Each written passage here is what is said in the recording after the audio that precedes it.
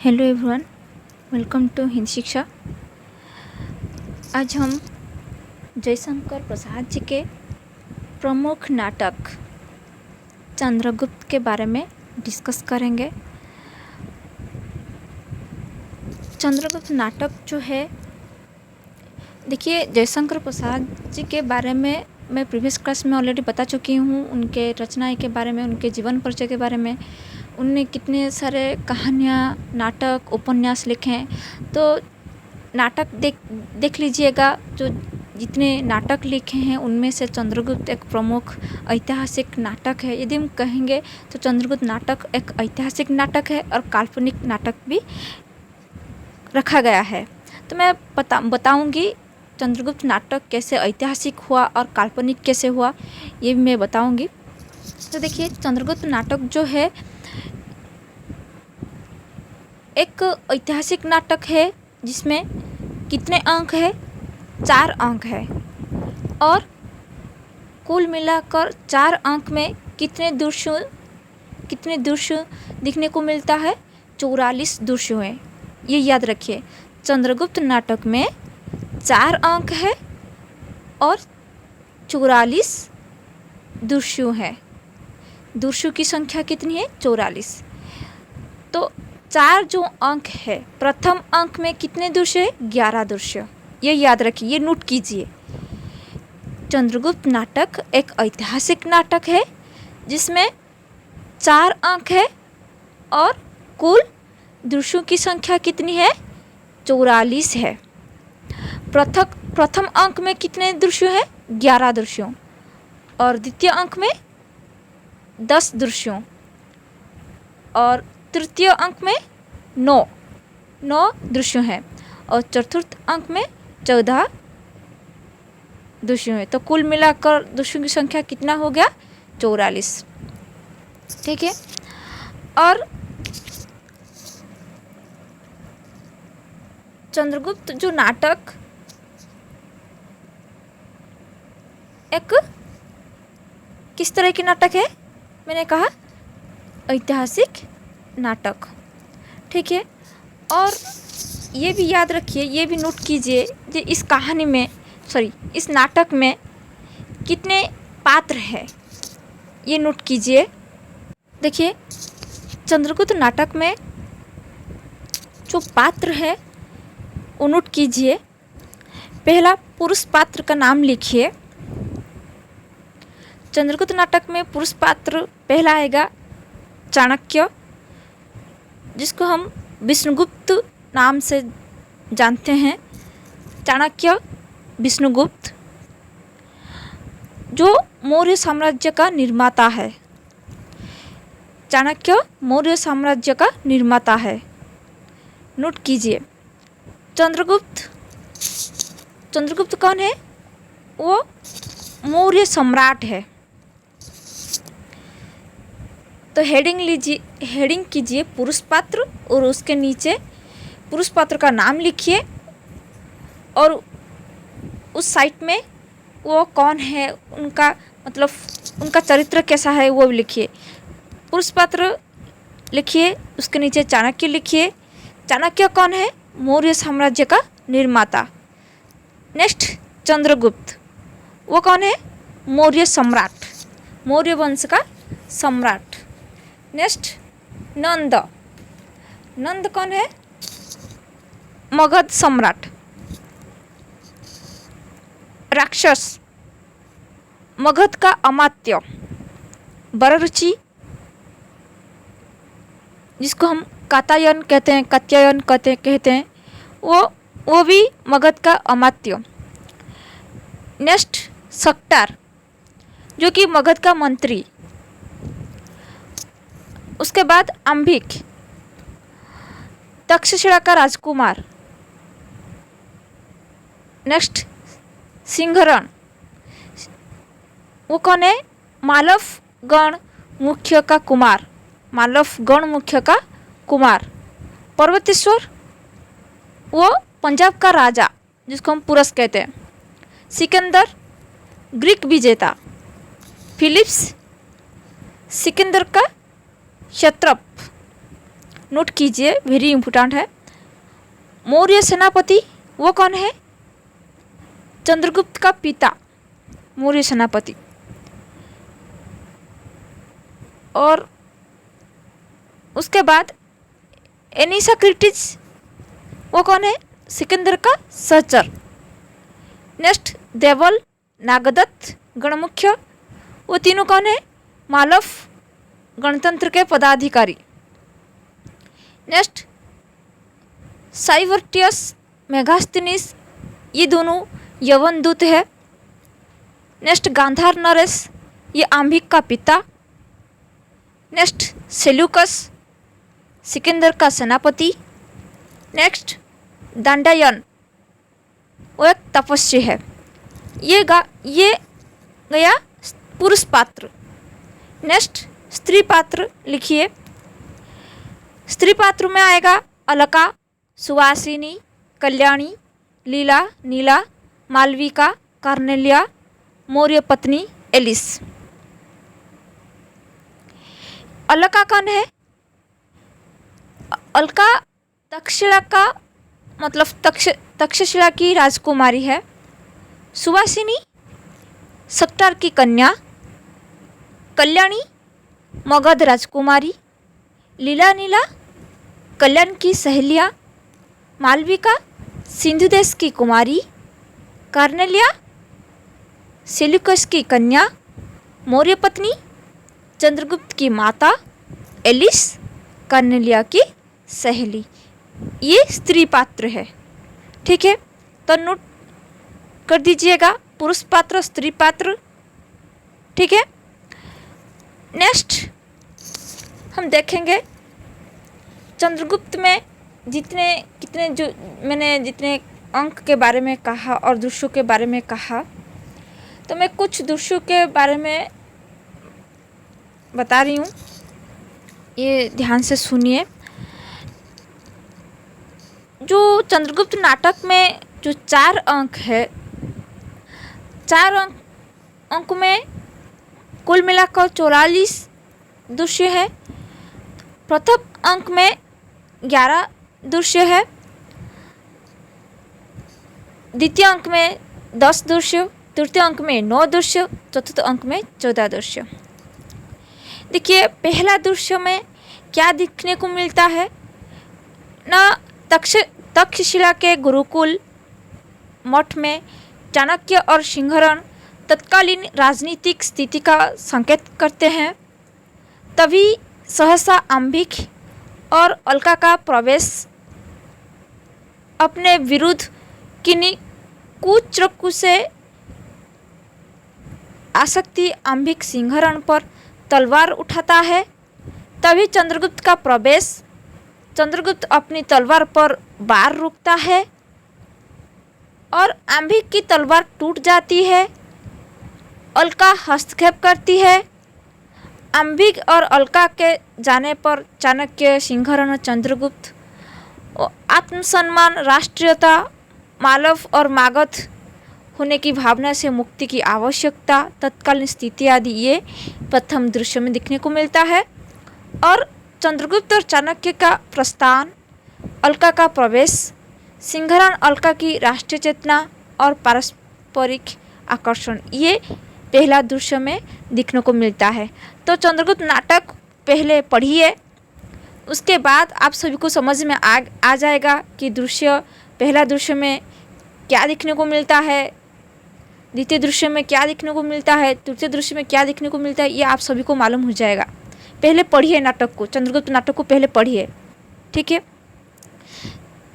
दृश्य 2 में मगध सम्राट के विलास कानन में विलासी युवक और युवतियों के दल का विहार, वहीं नंद, राक्षस और सुवासिनी, बारी बारी से सुवासिनी और राक्षस का गीत और मुख अभिनय, और राक्षस की कला से प्रसन्न होकर नंद उसे अपने अमात्य वर्ग में नियुक्त करता है। ये मैंने जो कहा, ये दृश्य 2 में दिखने को मिलता है।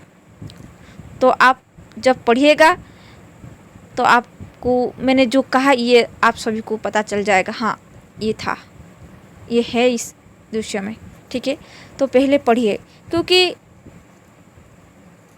यदि चंद्रगुप्त नाटक नहीं पढ़ेंगे तो समझ नहीं पाएंगे। तो पहले पढ़िए तो समझने के लिए आसान हो जाएगा। नेक्स्ट जो दृश्य 3 जो है, इसमें पाटलिपुत्र के एक भग्न कुटीर में चाणक्य, एक प्रतिवेशी का प्रवेश जिसके द्वारा निर्वासित चणक, बंदी सक्टार, अभिनेत्री सुवासिनी आदि की सूचनाएं, चाणक्य और मगध को उलट देने का संकल्प लेता हुआ चला जाता है। ये दृश्य 3 में दिखने को मिलता है। ठीक है।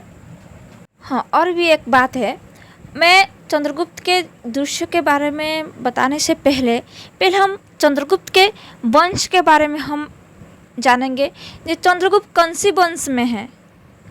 मौर्य वंश के है। चंद्रगुप्त मौर्य वंश के राजा, मौर्य सम्राट है, तो मौर्य वंश के सम्राट है चंद्रगुप्त, इसलिए चंद्रगुप्त मौर्य कहते हैं। तो मौर्य वंश के बारे में हम देखेंगे। तो मौर्य वंश क्या है, ये तो आप सभी को पता है क्योंकि हिस्ट्री में ऑलरेडी आप पढ़ चुके हैं मौर्य वंश क्या है। तो देखिए मौर्य वंश प्राचीन आर्य ध्रुपदीगण का साम्राज्य उस समय नहीं रह गया था।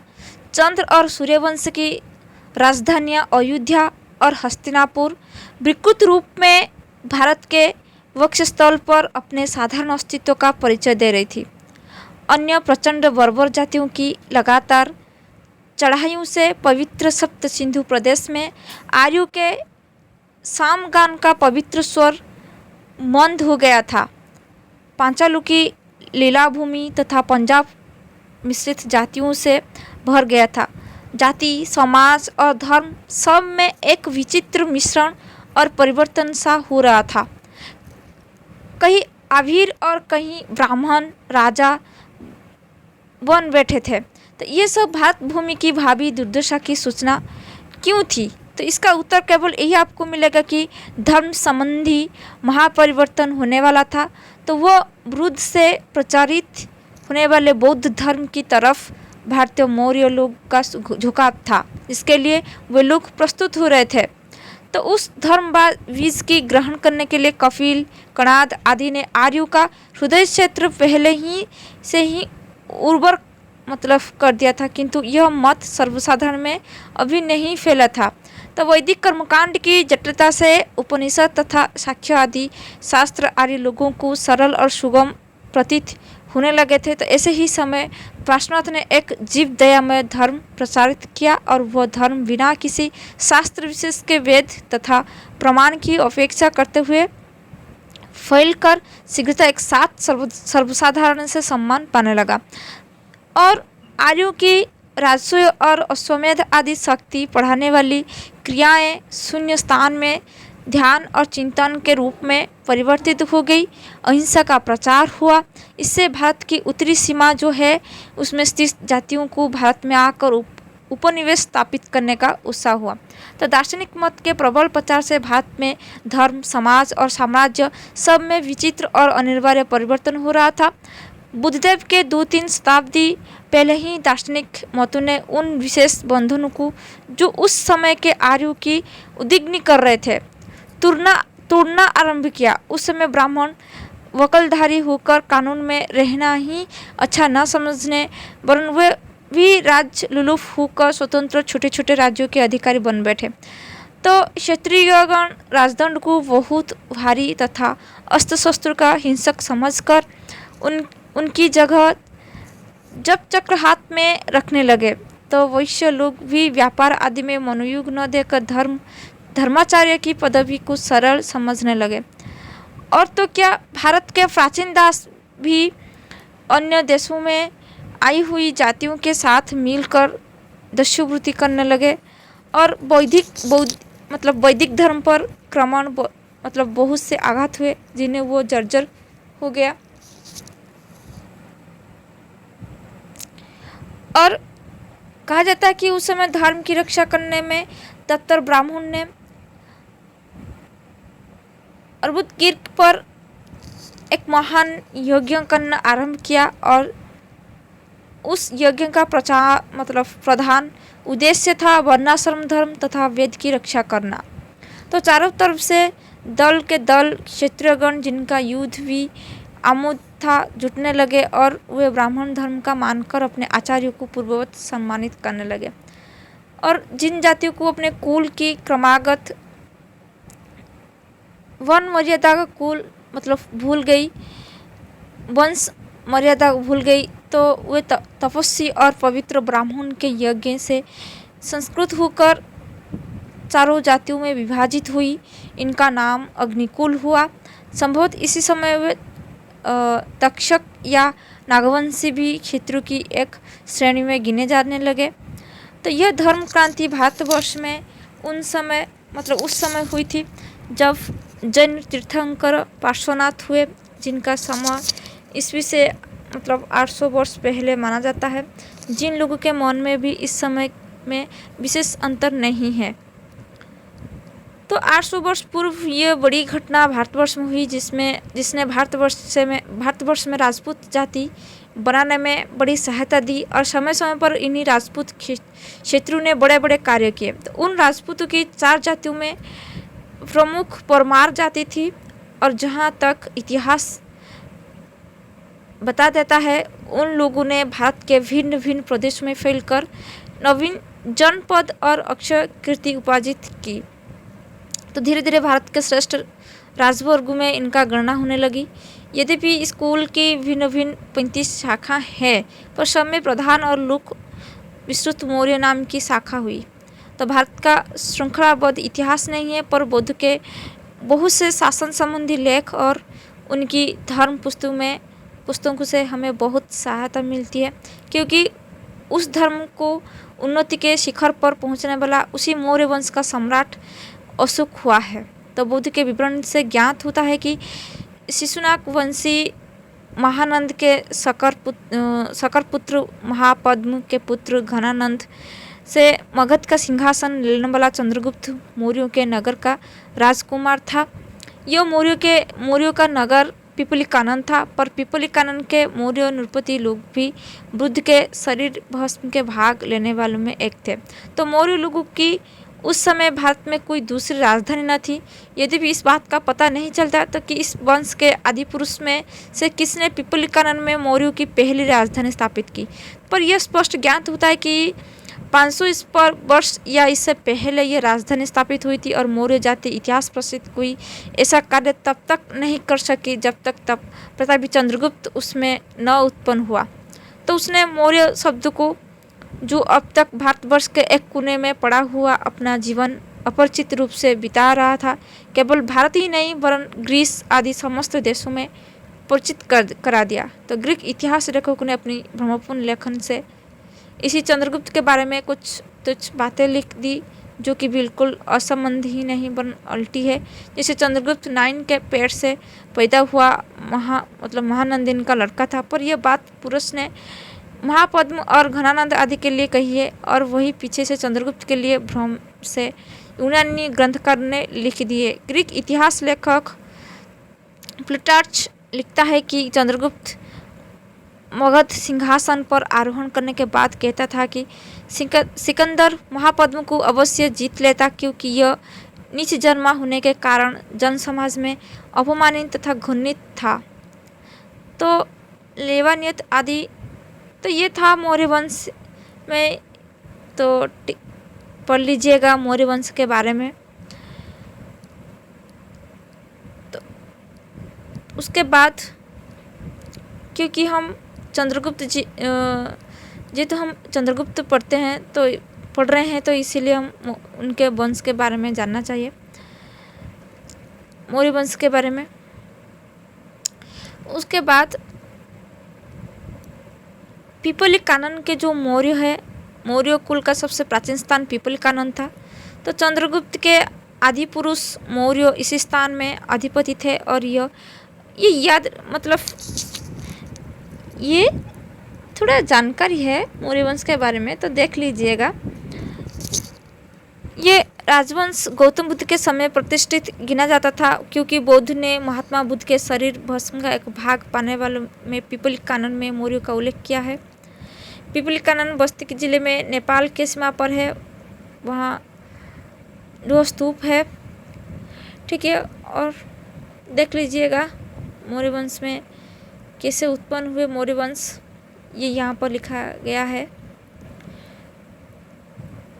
ठीक है, उसके बाद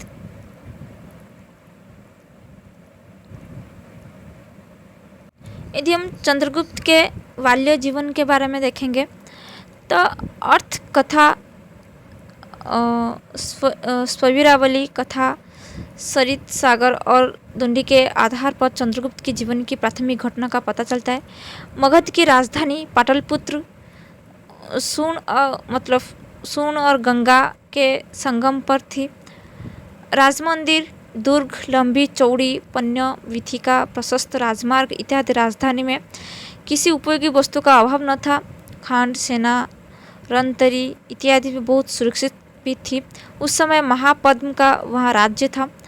पुराण में वर्णित अगले क्षेत्रीय निधनकारी महापद्म नंद या काल अशोक के लड़कों में सब में बड़ा पुत्र एक नीच स्त्री से उत्पन्न हुआ था, जो मगध छोड़कर किसी अन्य प्रदेश में रहता था। तो उन समय किसी डाकू ने उसमें भेंट हो गई और वो अपने अपमान का प्रतिशोध लेने के लिए उन्हीं डाकुओं के दल में मिल गया। जब उनका सरदार एक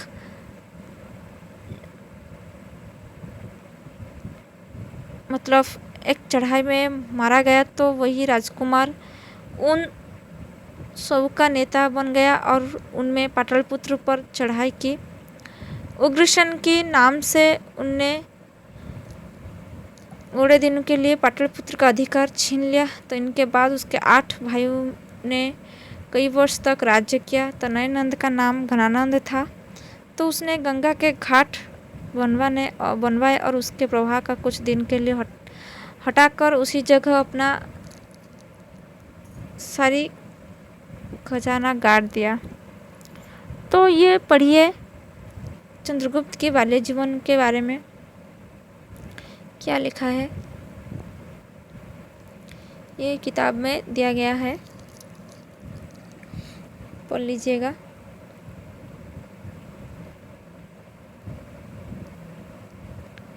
उसके बाद ये मगध में चंद्रगुप्त कैसे आया, ये इस बारे में लिखा गया है। तो पढ़ने से याद भी रह जाएगा, तो पढ़ लीजिएगा। उसके बाद कैसे विजय हुआ, ये भी लिखा गया है। उसके बाद क्योंकि ये सब आप तब तक समझ नहीं पाएंगे जब तक चंद्रगुप्त नाटक नहीं पढ़े हैं।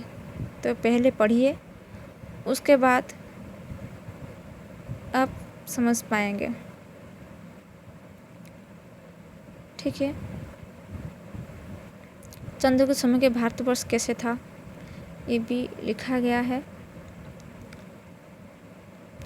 चाणक्य के बारे में देखिए, चाणक्य के बारे में हम देखेंगे।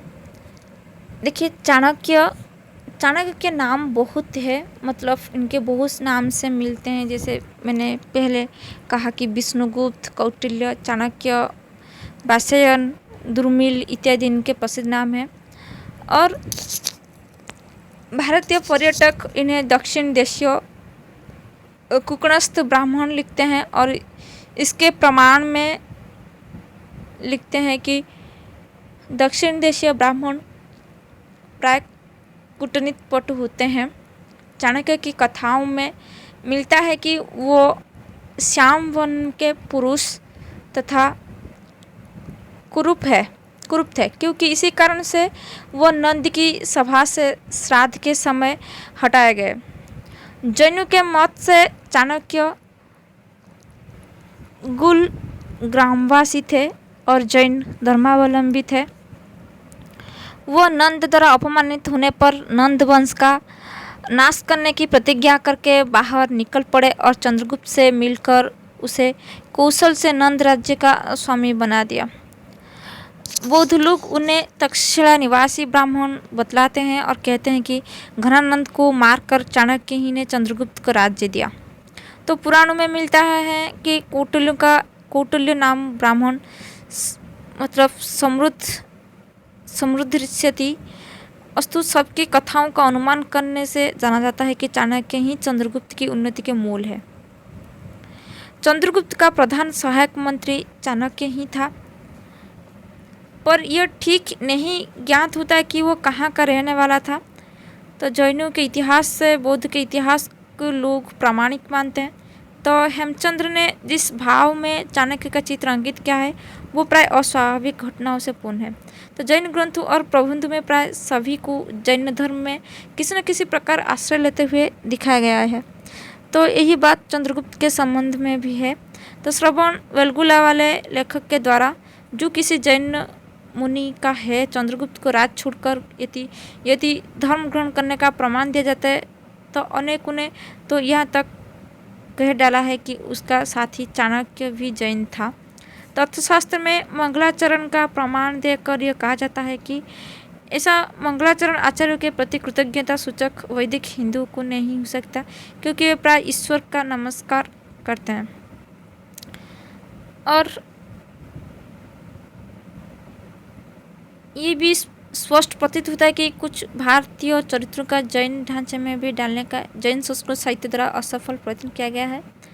यहाँ तक उन लोगों ने लिख डाला कि चंद्रगुप्त को भूख लगी तो चाणक्य ने एक ब्राह्मण के पेट से गुलगुले निकाल कर खिलाए थे। तो ऐसे अनेक आश्चर्यजनक कपोल कल्पनाओं के आधार पर चंद्रगुप्त और चाणक्य का जैन बनने का प्रश्न किया जाता है।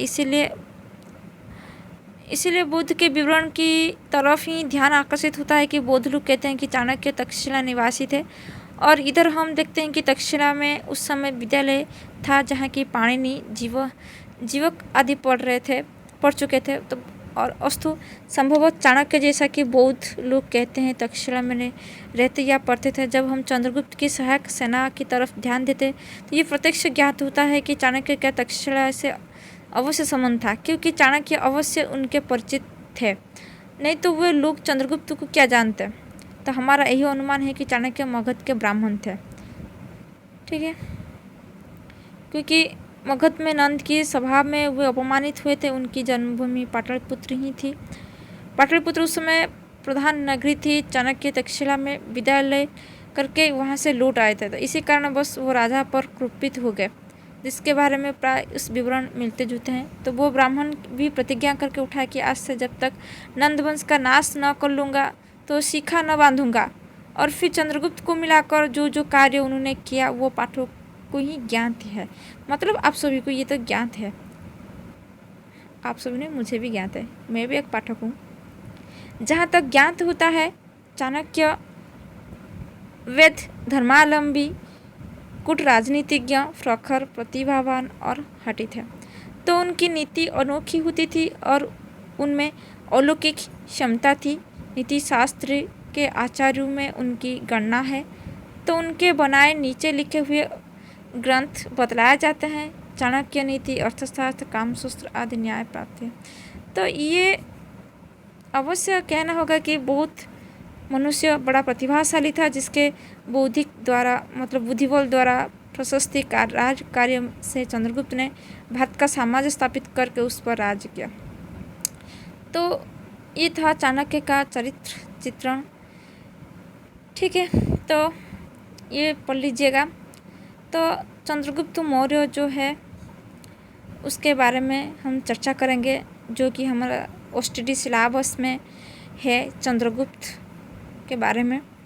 तो मैं पहले ये पात्र परिचय के बारे में मैं तो ऑलरेडी बता चुकी हूँ कि चाणक्य कौन है। वो विष्णुगुप्त नाम से जाने जाते हैं, जो कि मौर्य साम्राज्य का निर्माता है। मैं ऑलरेडी बता चुकी हूँ। आई होप आप सभी ने नोट कीजिए, मतलब करे होंगे। चंद्रगुप्त कौन है? मौर्य सम्राट। नंद कौन है? मगध सम्राट। राक्षक, मगध का अमात्य। बलरुचि, मगध का अमात्य। सक्टार, मगध का मंत्री। अंबिक, दक्षिणा का राजकुमार। सिंहरण, मालवगण मुख्य का कुमार। पर्वतेश्वर कौन है? पंजाब का राजा, जो ग्रीक ऐतिहासिक का पुरुष है। सिकंदर कौन है? ग्रीक विजेता। फिलिप्स कौन है? सिकंदर का क्षत्रप। और मौर्य सेनापति चंद्रगुप्त का पिता है। और इनिशाक्रिटिस जो कि सिकंदर का सहचर, जो कि मैं ऑलरेडी बता चुकी हूँ। और क्या, तो प्रैक्टिस करिएगा। उसके बाद जो स्त्री पात्र है, अलका, सुभाषिनी, कल्याणी, नीला, लीला, मालविका, कौशल्या, मौर्य पत्नी एलिस, तो उनके बारे में भी मैं बता चुकी हूँ। ठीक है, तो देखिए मैंने पहले जो कहा कि चंद्रगुप्त नाटक एक ऐतिहासिक नाटक है जिसमें 4 अंक है और कुल दृश्यों की संख्या 44 है, जिसमें प्रथम अंक में 11 दृश्य है, द्वितीय अंक में 10 दृश्य है, तृतीय अंक में 9 दृश्य, चतुर्थ अंक में 14 दृश्य है। तो कुल मिलाकर कितने दृश्य संख्या हो गया? 44 है कि नहीं? तो इनमें से मैं कुछ दृश्यों बताऊंगी। तो ये तो डिटेल्स है, तो मैंने पहले तो कह चुकी हूँ कि पहले पढ़िए नाटक। चंद्रगुप्त नाटक इतने बड़ा नाटक है कि पहले पढ़िए, उसके बाद आप सभी को समझ में आ जाएगा कि हाँ इस नाटक में क्या है। ठीक है, तो मैं कुछ दृश्यों के बारे में बता दे रही हूँ, मतलब शॉर्ट में बता देती हूँ। ठीक है, तो सुनिए, जो प्रथम अंक में जो पहला दृश्य है, तो मैं पहला दृश्य, दूसरा दृश्य, तीसरा दृश्य तो मैं पहले बता चुकी हूँ। उसके बाद जो चौथा दृश्य जो है, ये प्रथम अंक में चर्चा हो रही है। ठीक है, तो प्रथम अंक में दृश्य की संख्या चर्चा हो रही है। तो प्रथम अंक में जो दृश्य 4 है इसमें क्या है ना, कुसुमपुर के एक पथ पर राक्षस, चौथा दृश्य हम जाएंगे। तो ये पहला दृश्य गया। ठीक है, दूसरा दृश्य भी मैं कह चुकी हूँ। और क्या, उसके बाद चौथा दृश्य में जाएंगे।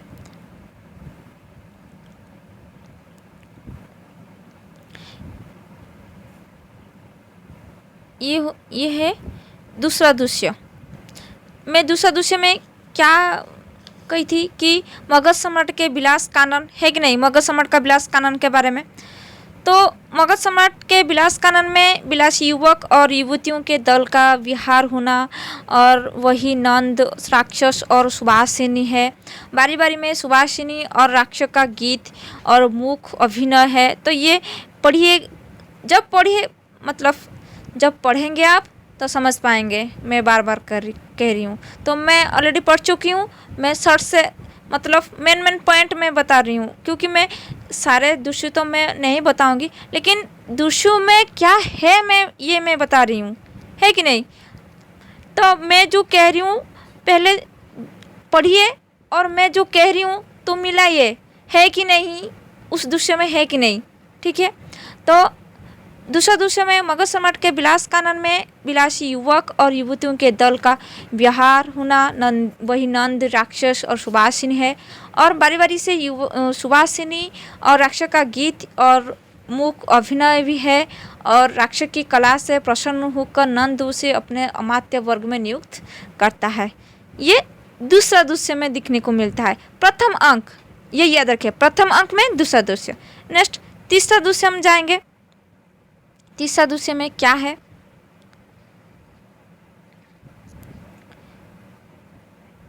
तीसरा दृश्य में क्या है, पाटलिपुत्र के एक भग्न कुटीर, है कि नहीं। तो पाटलिपुत्र के एक भग्न कुटीर में चाणक्य है, एक प्रतिवेशी का प्रवेश जिसके द्वारा निर्वासित चाणक, बंदी सक्तार, अभिनेत्री सुभाषिनी आदि की सूचना है इस दृश्य में, तीसरा दृश्य में। और चाणक्य मगध को उलट देने का संकल्प भी लेता हुआ चला जाता है। तो ये तीसरा दृश्य में दिखने को मिलता है। तो पढ़िए, आप समझ पाएंगे। नेक्स्ट जो चौथा दृश्य है वो है कुसुमपुर के सरस्वती मंदिर के उपवन का पथ। जहाँ पर राक्षस और सुवासिनी के मन में चाणक्य के व्यंग वाक्य के कारण आक्रोश, राक्षस के मन में सुवासिन को प्राप्त करने का आकांक्षा, दोनों के जाने पर शिविका पर राजकुमारी कल्याणी आती है। लीला और नीला सखियों के साथ कल्याणी आती है। दो ब्रह्मचारियों की बातों से नंद द्वारा संतृप्त मगध का चित्र हुआ है। एक चीता आता है, कल्याणी डरती है। चंद्रगुप्त का तीर दूर से आकर चीते का सिर वेध देता है। बहुत दिनों बाद मिले चंद्रगुप्त और कल्याणी एक दूसरे को पहचानते हैं। किस दृश्य में? दूसरा दृश्य में। प्रथम अंकित चौथा दृश्य में। ये जो लिखा गया है सुबह जो जीरो लिखा गया, ये सुवासिनी चरित्र है। ठीक है, ये सुवासिनी है कि नहीं? नेक्स्ट 5 दृश्य में जाएंगे। 5वां दृश्य इसमें क्या है देखिए। 5वां दृश्य जो है ये मगध में नंद की राजसभा और राक्षस और सभासदों के साथ नंद है। मतलब मगध में नंद को राज्यसभा में राक्षस और सभासद कई स्नातकों के साथ चंद्रगुप्त का प्रवेश होता है। अमात्य, वररुचि, तक्षशिला के इन स्नातकों की परीक्षा लेना अस्वीकार करते हैं और चाणक्य का प्रवेश विदेशी आक्रमण का सामना करने के लिए पर्वतेश्वर की सहायता करने का प्रस्ताव करता है और कल्याणी पराजित होते हुए पर्वतेश्वर की सहायता कर वृषल कन्या कहे जाने का प्रतिशोध लेना चाहती है। चाणक्य अपमानित कर सभा से निकाला जाता है। चंद्रगुप्त बीच में आ जाता है। चाणक्य नंदकुल नाश की प्रतिज्ञा करता है और बंदी बनाया जाता है। ये 5 दृश्य में दिखने को मिलता है। बहुत इंटरेस्टिंग टॉपिक है चंद्रगुप्त नाटक। तो नाटक मैं बार बार कह रही हूँ, पहले पढ़िए, बहुत इंटरेस्टिंग है, बहुत अच्छा लगेगा। नेक्स्ट जो है 6वां दृश्य जो है ये सिंधु तट, अलका और मालविका की है, जो कि शत्रु सहायता के लिए सिंधु पर बन रहे सेतु का मानचित्र दोनों देखती है और एक यवन सैनिक आकर मानचित्र लेना चाहता है। अलका की असहायता अवस्था में सिंहरण का प्रवेश और यवन के साथ युद्ध, सिंहरण घायल होता है। यवन भाग जाता है। नौका आती है। मालविका और सिंहरण उस पर जाते हैं। 4 सैनिकों के साथ यवन का पूर्ण प्रवेश होता है और यवन के आदेश पर भी सैनिक अलका को बंदी नहीं बनाते हैं। तो अलका उनके साथ गांधार नरेश के पास चलने को स्वयं तैयार हो जाता है। ये 6वां दृश्य में दिखने को मिलता है। नेक्स्ट 7वां दृश्य जो है, 7 दृश्य जो है ये क्या है ना, मगध का बंदीगृह दृश्य दिखने को मिलता है। मतलब मगध के बंदीगृह में किसका दृश्य दिखने को मिलती है? चाणक्य, क्योंकि चाणक्य को बंदी करा गया ना, तो मगध के बंदीगृह में चाणक्य का दृश्य दिखने को मिलता है, जो कि वररुचि और राक्षस का प्रवेश होता है। वररुचि अपनी वार्तिक रचना में उसकी सहायता चाहती है। राक्षस उसे मगध का गुप्त प्रतिनिधि बनाकर तक्षशिला भेजना चाहता है और चाणक्य दोनों के प्रस्ताव को अस्वीकार कर देता है और राक्षस उसे अंधकूप में भेजने की धमकी देता है राक्षस ने। और तभी रक्तपूर्ण खड़ग लिए चंद्रगुप्त आता है और चाणक्य को मुक्त कर अपने साथ ले जाता है।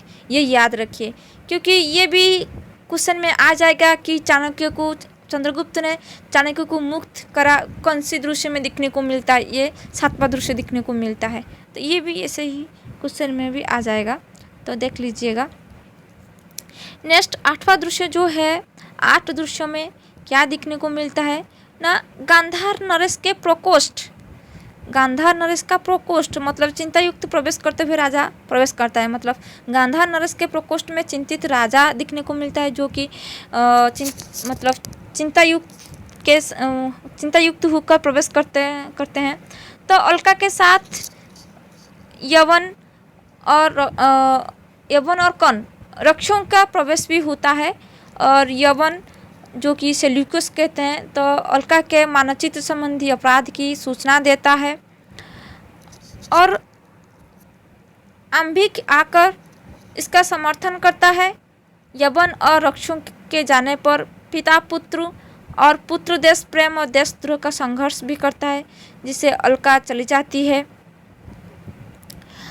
राजा अंबिक को अपने कुपद से लौट लाने का भी कहता है, और अंबिक अपनी विवशता प्रकट करता है और राजा अलका को खोजने चला जाता है। तो ये 8 दृश्यों में दिखने को मिलता है। उसके बाद 9 दृश्य, क्योंकि प्रथम अंक में कितने दृश्य था, 11 दृश्य, तो 9 दृश्य में देखिए, 9 दृश्य में क्या है ना, पर्वतेश्वर की राजसभा में, पर्वतेश्वर की राजसभा में पर्वतेश्वर से चाणक्य नंद के विरुद्ध सहायता मांगता है, और तिरस्कृत भी उसके बाद मन पर तिरस्कृत भी होता है। तो ये 9 दृश्यों में दिखने को मिलता है। नेक्स्ट 10 दृश्यों में जो है, ये कानन पथ में अलका जो है ये दिखने को मिलता है। शिकारी में मतलब शिकारी के बस में सेल्यूकस का प्रवेश होता है। सिंह आ रहा है, ये चकमा देकर अलका दूसरी तरफ निकल जाती है। चाणक्य और चंद्रगुप्त का प्रवेश होता है, और थका चंद्रगुप्त लेट जाता है। चाणक्य जल लाने जाता है। चंद्रगुप्त के निकट व्याघ्र आता है। सेल्यूकस अपने तीर से उसे मारता है, और सेल्यूकस के कहने पर दोनों उसके शिविर की तरफ जाते हैं, और उसके साथ अलका का प्रवेश, दोनों को यवन के साथ आते देखकर उसके मन में शंका होती है। तो ये जो 10 दृश्यों में दिखने को मिलता है, 10 नंबर दृश्यों में दिखने को मिलता है। नेक्स्ट प्रथम अंक में लास्ट दृश्य जो है, प्रथम अंक में वो क्या है दिखने को मिलता है, 11 दृश्य लास्ट दृश्य वो है सिंधु तट पर दांडायन, या मतलब दांडायन का आश्रम, ये दिखने को मिलता है। क्योंकि दांडायन के सम्मुख एनिसाक्रिटीज आता है और सिकंदर का निमंत्रण देता है, और दांडायन अस्वीकार कर देते हैं। एक तरफ से अलका, दूसरी तरफ से चाणक्य और चंद्रगुप्त का प्रवेश होता है। अलका की शंका को निर्मूल बतलाया जाता है। सेल्यूकस और सिकंदर का प्रवेश भी होता है। दांडायन सिकंदर को सावधान करते हैं, देखो यह भारत का भावी सम्राट तुम्हारे सामने बैठा है, ये कहता है। सब स्तब्ध होकर चंद्रगुप्त को देखते हैं, और चंद्रगुप्त आश्चर्य से कार्नेलिया को देखने लगता है। एक दिव्य आलोक है जो कि फटाक से दिखने को मिलता है। तो ये गया प्रथम अंक में 11 दृश्यों कुल मिलाकर। नेक्स्ट दूसरा दृश्य में हम जाएंगे। दूसरा दृश्य जो है, दूसरा दृश्य नहीं, द्वितीय अंक में दूसरा अंक, द्वितीय अंक जो है, द्वितीय अंक में कुल मिलाकर कितने दृश्य है, 10 दृश्य है कि नहीं। तो द्वितीय अंक में जो कुल मिलाकर 10 दृश्य है, पहला दृश्य जो है, देखिए पहला दृश्य जो है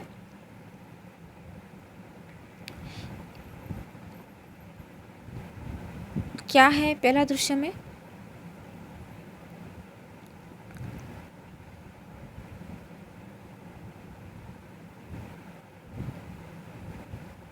हाँ, ये है पहला दृश्य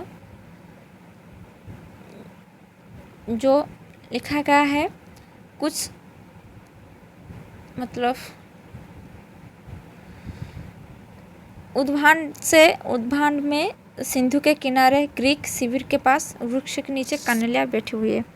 तो ये सिंधु तट पर ग्रीक शिविर के पास कन्हैया स्वागत और गीत फिलिप्स का प्रवेश होता है और प्रणय निवेदन करता है। वो कन्हैया का हाथ पकड़ता है। कन्हैया रक्षा करो चिल्लाती है, तभी चंद्रगुप्त आता है।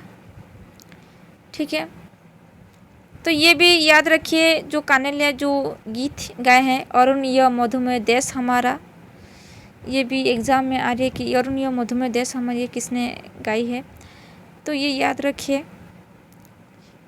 अरुण यह मधुमेह देश हमारा, जहाँ पहुँच अनजान खितीश को मिलता एक सहारा, सरस ताम्रस गर्भ विवाह पर नाच रही तरु शिखा मनोहर, छिटका जीवन हरियाली पर मंगल कुमकुम सारा। ये जो गीत है ये कन्हैया ने सिंधु के तट पर बैठकर गीत गाए हैं। तो उस समय फिलिप्स का प्रवेश होता है और प्रणय निवेदन करता है। वो उसके बाद वो कन्हैया का हाथ पकड़ता है फिलिप्स ने, तो कन्हैया रक्षा करो कहकर चिल्लाती है। तभी चंद्रगुप्त आ जाता है और फिलिप्स की गर्दन पकड़ता है। और चंद्रगुप्त और फिलिप्स के जाने पर कन्हैया के स्वागत द्वारा चंद्रगुप्त के प्रति उसकी आसक्ति का संकेत होता है, मतलब प्यार हो जाता है। तो उसके जाने पर सैनिकों के साथ सिकंदर उसके मन में दंडन की भविष्यवाणी से उत्पन्न आशंका करती है। तो एक तरफ से फिलिप्स और अंबिक, दूसरी तरफ से सेल्यूकस और चंद्रगुप्त का प्रवेश और आरोप प्रत्यारोप भी होता है। अंबिक, फिलिप्स और एनिस्क्रिटिस चंद्रगुप्त को बंदी बनाना चाहते हैं और वो उन्हें असाधारण वीरता से घायल करता हुआ निकल जाता है। तो इसे सेल्यूकस उसकी भावी श्री का सूचक मानता है। तो सिकंदर चिंतित हो जाता है। और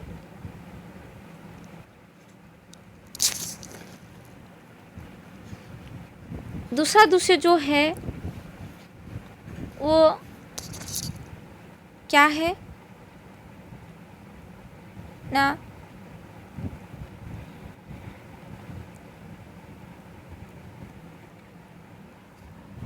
झेलम तट का वनपथ, ये दूसरा दृश्य में दिखने को मिलता है।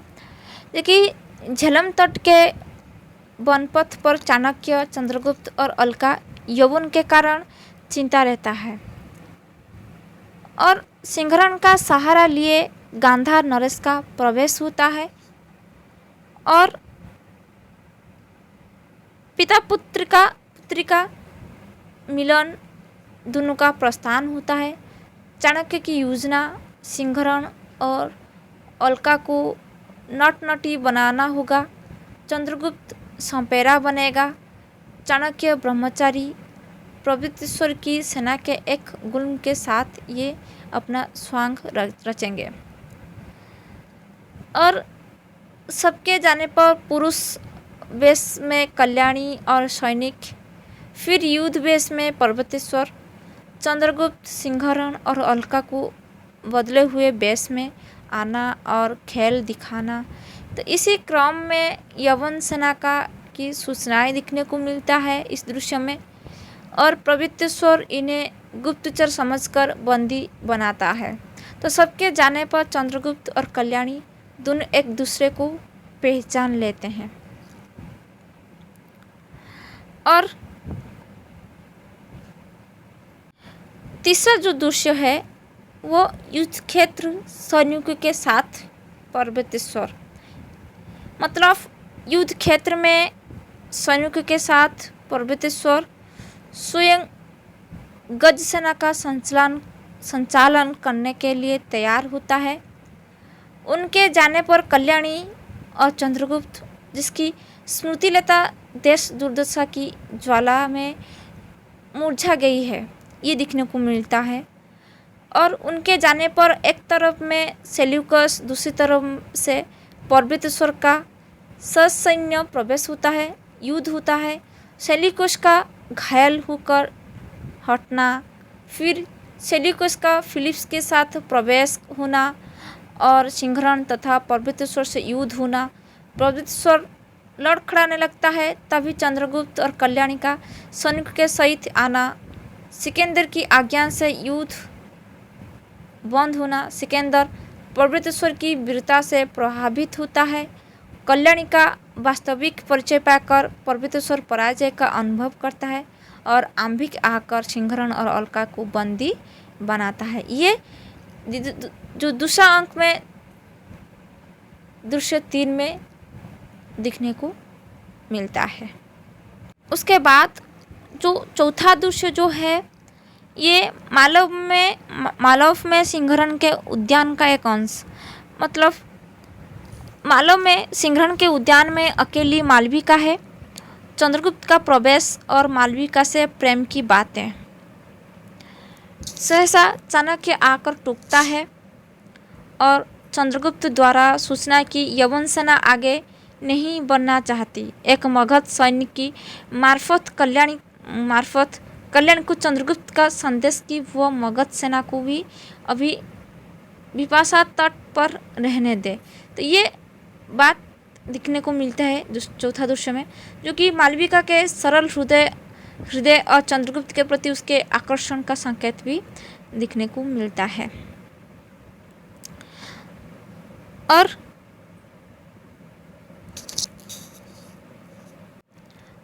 जो पांचवा दृश्य है वो क्या है ना, स्थान क्या है, बंदीगृह, घायल सिंहरण और अलका। मतलब बंदीगृह में घायल सिंहरण और अलका, प्रणय और देश प्रेम है दिखने को मिलता है। सिंहरण सुने जाता है, अलका का स्वागत और गीत, जो अलका गीत गाए हैं। और देखेंगे अलका ने क्या गीत गाए हैं। देखिए ये अलका ने गीत गाए हैं। प्रथम यौवन मदिरा से मस्त, प्रेम करने की कथा पर करने की थी परवाह, और किसको देना है हृदय, जीने की न तनिक थी चाह, बेच डाला था हृदय अमूल, आज वो मांग रहा था दाम, वेदना मिली तुला कर तोल, उसे लूभी ने ली बेकाम, उड़ रही है त्रिपथी धूल, आ रहे हैं तुम्हें बेपरवाह। तो ये गीत भी एग्ज़ाम में आएगा कि ये गीत किसने गाए हैं, मालविका या कार्नेलिया या अलका। तो इसे ना भी आएगा तो इससे आप चूज करेंगे कि, तो याद रखिए, ठीक है, अलका ने ये गीत गाए हैं ये याद रखिए, गीत को भी याद रखिए और किसने ये गीत गाए हैं ये भी याद भी रखना चाहिए, ठीक है। और पर्वतेश्वर का प्रवेश होता है, जो कि उसकी रानी बनने की अलका की कई शर्तें होता है, जो कि उसके बाद सिंहरण मुक्त होता है। मतलब सिंहरण मुक्त होता है और यौवन के भावी मालव आक्रमण में पर्वतेश्वर की सेना यौवन के साथ नहीं देता है। तो सिकंदर में मतलब सिकंदर के भारत में रहने का अलका का स्वतंत्र रहे था। उसके बाद जो छठा दृश्य है वो है मालवू के कंधावार में युद्ध परिषद। इसमें प्रस्ताव की यवन युद्ध के लिए मालव शूद्रों के बीच हुई संधि को जो सफल बनाने के लिए दोनों गणों की सम्मिलित सेना बने थे और चंद्रगुप्त सेनापति हुए। मतलब वो ये भी बात कहते हैं और कुछ लोग विरोध करते हैं, पर सिंहरण और चाणक्य से प्रभावित होकर प्रस्ताव स्वीकार करते हैं। उसके बाद जो सातवां दृश्य है ये है पर्वतेश्वर का प्रस्ताव होता है कि क्या होता है ना, प्रस्ताव नहीं, प्रासाद। पर्वतेश्वर का जो प्रासाद है, उस प्रासाद में अलका और पर्वतेश्वर है। उसके बाद सिकंदर के निमंत्रण पर पर्वतेश्वर मालव युद्ध में यवन सेना की सहायता के लिए जाना चाहता है और अपनी मुक्ति के उद्देश्य से अलका भी साथ जाना चाहती है। उसके बाद जो 8 दृश्य है वो है रावी तट पर शल्युकी के साथ मालविका और चंद्रगुप्त, नदी में दूर पर कुछ नावें, जो कि यवन आक्रमण की आशंका भी इस दृश्य में देखने को मिलता है। और एक नाव से अलका जाती है, फिर मालविका उसे अपने साथ ले जाती है और यवन दूत सिकंदर का आदेश लेकर आता है कि मालव नेता उससे मिले और उसकी जल यात्रा की सुविधा का प्रबंध करे, और सिंहरण इसे अस्वीकार करती है। तो चंद्रगुप्त और सिंहरण युद्ध के लिए तैयार होता है। उसके बाद जो 9 दृश्य जो है, इसमें शिविर के समीप कल्याणी और चाणक्य की बात हो रही है। मतलब शिविर के समीप कल्याणी और चाणक्य की बात, जैसे कल्याणी मगध लौटना चाहती है और राक्षस भी आकर यही कहता है। चाणक्य मगध का रक्षा का लूफ दिखाकर उन्हें रोकता है। मालव पर सिकंदर का आक्रमण हुआ है, मगध सेना मालव की तरफ से उसमें युग देता है। तो ये दृश्य जितने मैंने कहा, ये 9 दृश्य में दिखने को मिलता है। उसके बाद दूसरा अंक जो है, लास्ट दृश्य जो है 10वां दृश्य, इसमें मालव दुर्ग का भीतरी भाग एक शून्य परकुटा है, जिसमें मालव दुर्ग में मालविका और अलका यवन आक्रमण की प्रतीक्षा होता है। मालविका नवीन आहुति की सेवा के लिए जाती है।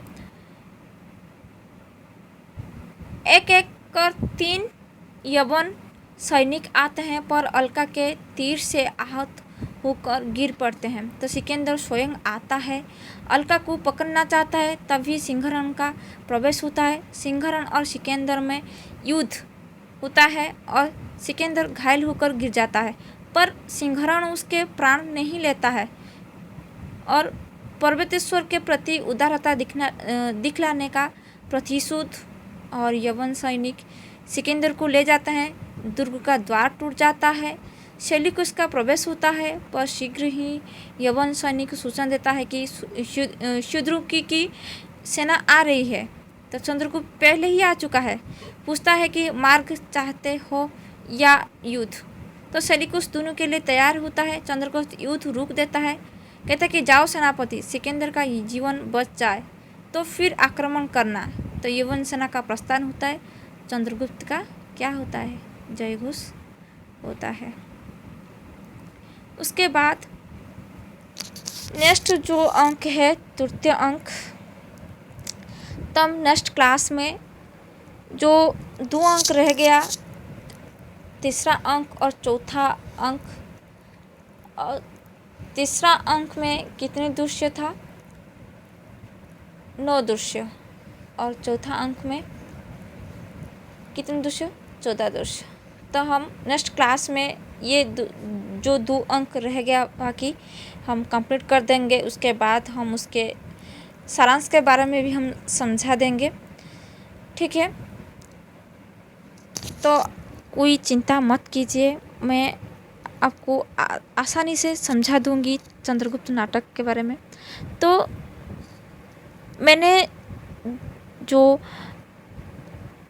2 अंक के दृश्यों के बारे में कहा, ये नोट कीजिए, पहले पढ़िए, और मैंने जो कहा शर्ट के बारे में कहा तो वो भी देख लीजिए। मैंने जो कहा शर्ट में कहा वो भी देख लीजिए, उस दृश्य में है कि नहीं। तो पढ़िए, पहले पढ़िए तो आप धीरे धीरे समझ पाएंगे। मैं कहूँगी चंद्रगुप्त नाटक यदि पहले पढ़ेंगे, पहले नहीं समझ पाएंगे। एक बार नहीं, दोबारा पढ़िए, और दोबारा पढ़ने के बाद यदि समझ में नहीं आए तो और भी एक बार पढ़िए। तो 3-4 बार यदि पढ़ेंगे तो समझ पाएंगे। तो एक बार पढ़ने से नहीं समझ पाएंगे, तो बार बार पढ़िए, चंद्रगुप्त नाटक को समझ पाएंगे, समझ में आ जाएगा।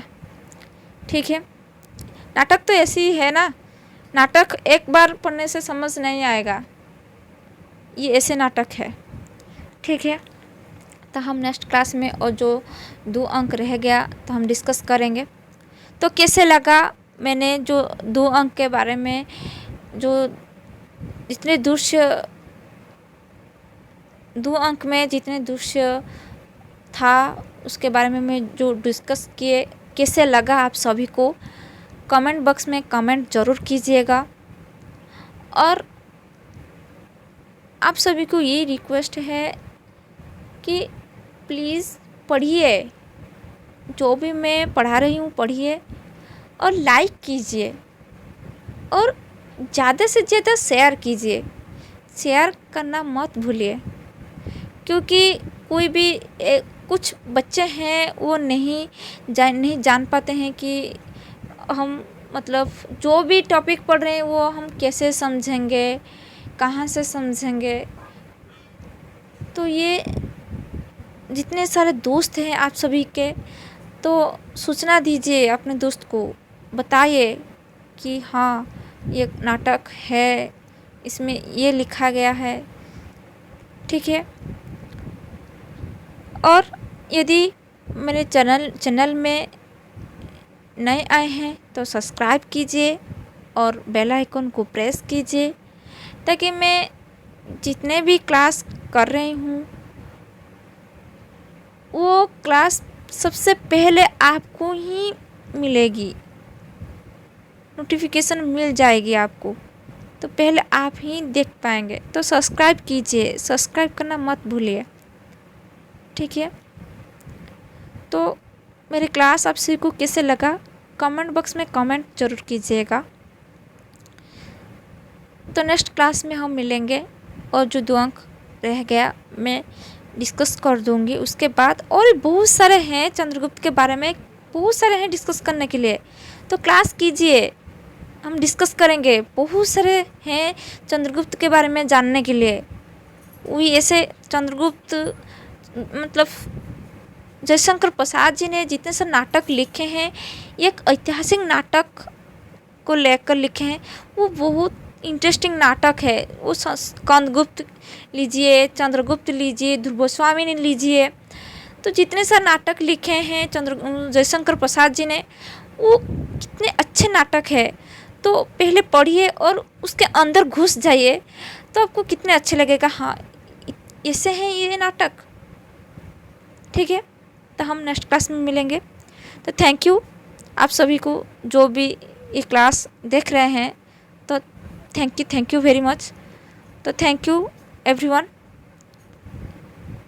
Thank you very much for watching this video.